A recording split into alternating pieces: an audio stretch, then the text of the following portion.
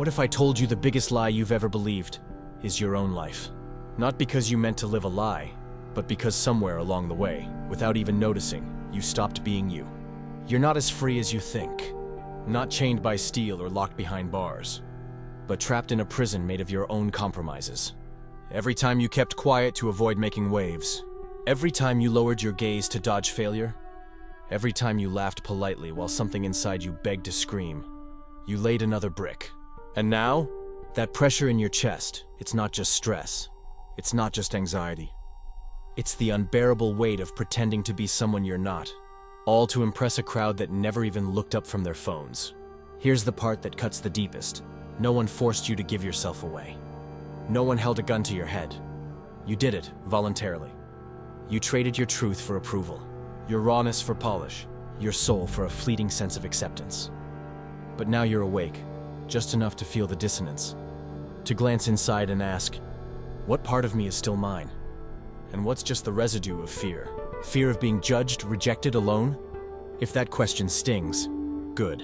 It means you're ready. This video, it's not just something you watch. It's a confrontation, and it starts now.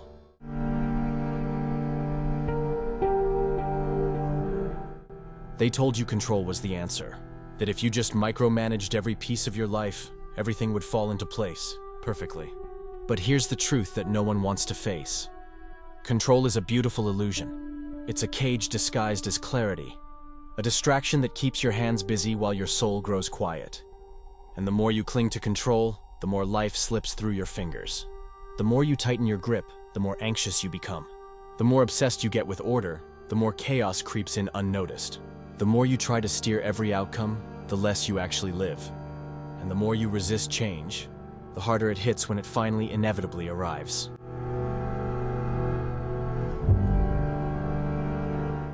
Here's something most people spend a lifetime avoiding. The world will never bend to your control. Not now, not ever. And embracing that isn't defeat, it's awakening. Because life, in all its wild unpredictability, doesn't ask you to dominate it. It asks you to release. Release the urge to be liked.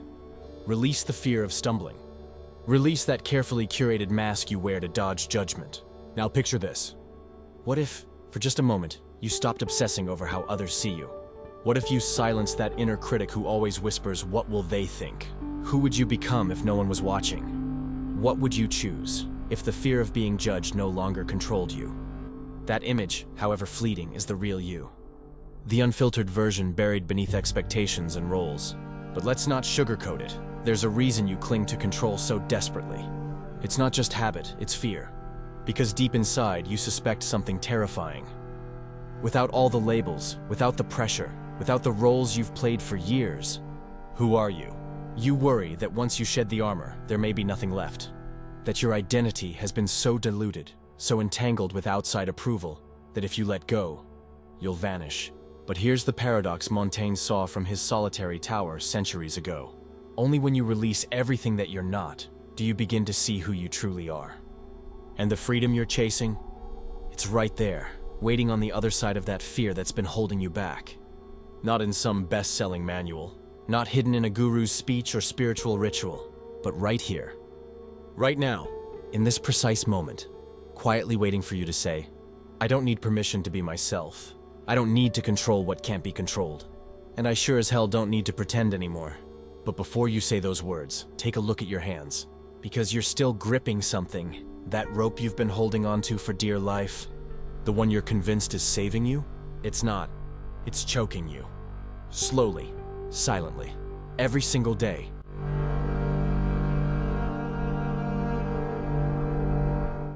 Here's the twist you never saw coming. The harder you try to control everything, the less power you actually have. The more you chase approval, the more you disconnect from who you really are. And the more you resist life's changes, the more violently they crash into you when they finally arrive. Because life doesn't operate on your schedule. It doesn't follow your plan, and trying to force it to, well, that's not strength, that's delusion. Surrendering isn't weakness, it's wisdom. It's the courage to flow with the chaos instead of drowning in your need for certainty. But surrender doesn't mean giving up. It means giving in to what's real, to what's yours. It means releasing the suffocating need to be validated. It means loosening your grip on the persona you built to feel safe. It means stepping out, bare, unfiltered, and finally meeting the world as you are. Just imagine for a second. Who would you be if you stopped constantly worrying about what others think? What would you create, love, or become if you weren't shackled by fear? That version of you, the one you just pictured, isn't a fantasy. It's your true self, the one waiting to be reclaimed. But here's the part that stings. You're scared to let go. Not just because you fear failure or rejection, but because deep down, you're terrified of what's underneath all the pretending. You've been performing for so long you worry that without the act, you'll disappear. But Montaigne saw through that illusion. He knew that only by letting go of everything artificial can you finally see what's authentic. That only by burning the mask can you see the face underneath. And in that raw, honest moment, freedom begins. Not the freedom someone sells you. Not the one that comes with a slogan or a 10-step plan. The real one. The terrifying, liberating kind that demands everything from you but gives you back yourself. You don't find that freedom in books or seminars. You find it right here, in this breath, in this awareness, in this decision to say, I've had enough of pretending. I've had enough of fitting in. I'm ready to feel alive. But before you get there, there's one last test. Will you dare to loosen your grip? Because the rope you've been clinging to, the one you think keeps you safe, is the very thing pulling you under. You just haven't realized it yet. And if this is resonating with you, don't wait. Subscribe now and join a space where we don't chase illusions, we break them. Where we don't just talk about change, we become it. This isn't a typical channel. It's a mirror, a challenge, a home for those who refuse to sleepwalk through life. Now, breathe, because we're just getting started.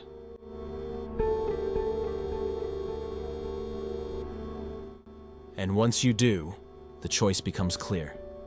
You can either keep surviving in the illusion of control, or leap into a life you might not fully control, but that will, for the first time, actually be yours. Let's return to Montaigne, because his insight cuts deeper than most are willing to admit. He didn't preach detachment as abandonment. He saw it as liberation. True detachment doesn't mean walking away from what you care about. It means caring without clinging, loving without possession, creating without fear of losing what you've built. Because the moment you grip something out of fear, be it a person, a job, or even an identity, that thing begins to own you. And that's what nobody tells you. Most people live in quiet terror of loss, not because they've lost anything, but because they've never allowed themselves to imagine life without it. They've never dared to ask, what if I let go? So they grip tighter, to relationships that drain them, to roles that suffocate them, to versions of themselves that no longer feel real. And in that desperate clinging, they miss the moment where life actually begins. Because life doesn't start when everything's under control. It begins when you finally drop the act and face what you've been avoiding. Who you are when there's nothing left to hold on to. So here's the question that matters most. What now? Do you keep walking in circles, sleepwalking through your days, scared of what might happen if you stepped off the path? Or do you finally take that step into the unknown, into the space that terrifies you? But that holds the possibility of something priceless, the truth of who you are, not defined by control, not filtered through others' expectations, not boxed in by fear. This is the road Montaigne chose, alone, in silence, away from the noise and rules.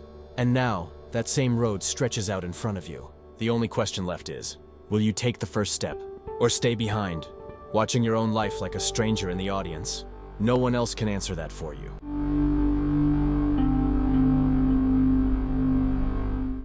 Let's take this one step further. Think about it. Every time you tell a story, whether out loud or only in your mind, you're not just describing your world. You're shaping it. You're deciding what to keep, what to forget, what role you play in your own life. Storytelling isn't just how we explain things to others. It's how we explain ourselves to ourselves.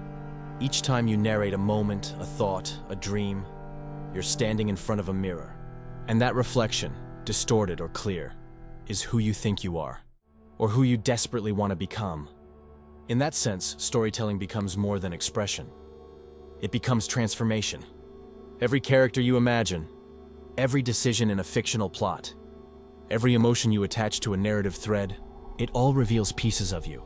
Your hidden fears, your buried desires, your inner contradictions.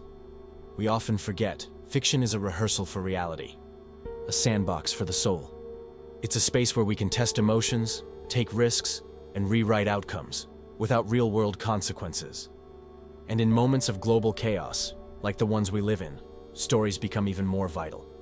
They aren't just escape hatches. They're refuge. They're medicine, but here's the magic. They're also catalysts. They push us beyond the limits we've quietly accepted. They invite us to question what we thought was fixed and reimagine the rules we live by. And that raises a bold, uncomfortable question. How much of your daily life is dictated by the story you've been telling yourself? What if your interpretation of every success, every failure, every relationship is filtered through an outdated narrative you never chose but inherited? Because here's the truth. Our internal stories shape how we see the outside world. They tint our perception. They edit reality. And in doing so, they shape our future. That means storytelling isn't just cultural or social, it's personal, radically personal. The words you whisper to yourself when no one else hears them, they sculpt your next steps. They can hold you back or push you forward. They can make you feel stuck or finally free, which leads us to something even more powerful. What if changing the story inside your head could change everything?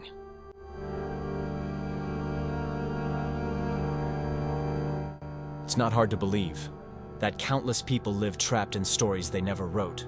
Tales of failure passed down like family heirlooms. Limiting beliefs etched into their minds by culture, by upbringing, by fear.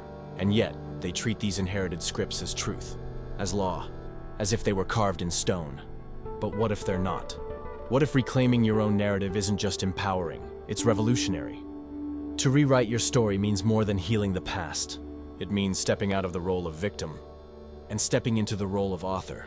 Not everything that's happened to you gets erased, but everything can be redefined.